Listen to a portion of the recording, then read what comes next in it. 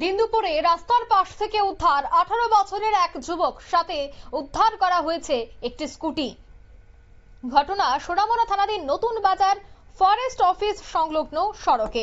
প্রত্যক্ষদর্শীদের আশঙ্কা যে বজ্রপাতেই তার মৃত্যু হয়েছে। জানা যায় নতুন বাজার এলাকায় জাহিদুল ইসলাম, তার বয়স 18, পিতা মাহফুজ ইসলাম। মৃত জাহিদুল তার নানির বাড়ি মেখলিপাড়া থেকে নতুন বাজার এলাকায় যায় রেশন সামগ্রী ক্রয়ের জন্য, কিন্তু কিছু সময় পর তার পরিবারের লোক জানতে পারে ওই এলাকারই ফরেস্ট অফিস সংলগ্ন রাস্তায় তার দেহ এবং স্কুটিটি উদ্ধার হয়। সঙ্গে সঙ্গে তাকে প্রত্যক্ষদর্শীরা সোনামুড়া সামাজিক স্বাস্থ্য কেন্দ্রে নিয়ে যায়, কিন্তু কর্তব্যরত চিকিৎসক তাকে মৃত বলে ঘোষণা করে। তবে ধারণা করা হচ্ছে রেশন থেকে কোনো কারণবশত হয়তো ওই স্থানে গিয়েছিল জাহিদুল, আর তখনই বৃষ্টির সঙ্গে বজ্রপাত শুরু হয়। আশঙ্কা করা হয় হয়তোবা বজ্রপাতেই তার মৃত্যু হয়েছে। তবে ময়নাতদন্তের পর জানা যাবে মৃত্যুর আসল রহস্য। এই পুরো ঘটনায় চাঞ্চল্য ছড়িয়েছে এলাকা জুড়ে।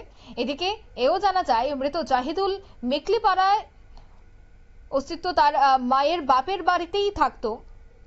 কয়েক বছর পূর্বে তার বাবা মার মধ্যে কিছু একটা বিষয় নিয়ে ঝামেলা তৈরি হলেই তারপর থেকে সে তার নানির বাড়িতেই থাকতো। তবে সে তার অর্থাৎ আজকের এই ঘটনায় কিন্তু পরিবারের মধ্যে অবশ্যই শোকের ছায়া নেমে এসেছে। তবে ময়নাতদন্তের পরে আসল কারণ বেরিয়ে আসবে। কি বলছেন সংশ্লিষ্টরা শোনাচ্ছি। জাহিদুল ইসলাম হ্যাঁ। কি করতো সে? সে এমনি কাজ করতো, আর কি কাজ করতো? স্কুলে কাজ করতো। আগে চেন্নাই গেছিল, ছুটি বাইরে চেন্নাই গেছিল। চেন্নাই থেকে আইসে 1 মাসের মতন এসে আমার লোক কথাবার্তা কইছে, পোলা তো বালা, আমি কিছু না বলার ও রোগ নাই, কিছু নেই, বেড়ানো নাই, পোলা সব সুস্থ একবারে।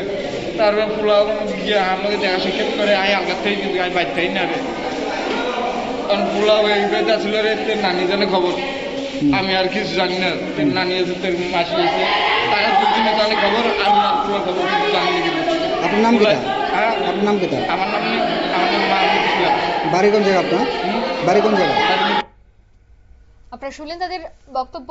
সংশ্লিষ্ট এলাকায় তীব্র চাঞ্চল্য। যুবকের মৃত্যুকে কেন্দ্র করে পরিবার পরিজনরা তারা ছুটে আসেন হাসপাতালে এবং প্রত্যেকেই কান্নায় ভেঙে পড়েন। তবে যুবকের মৃতদেহ উদ্ধারের পর কিন্তু স্থানীয়দের পক্ষ থেকে এবং সেখানে থাকা চিকিৎসকের পক্ষ থেকে জানা গেছে যে হয়তো বা বজ্রবিদ্যুতেই তার মৃত্যু হয়েছে, কিন্তু সত্যি কি কারণ রয়েছে তা কিন্তু সবটা পরেই বেরিয়ে আসবে। নিয়ে নিচ্ছি ছোট্ট একটি বিজ্ঞাপন বিরতি, সঙ্গে থাকুন।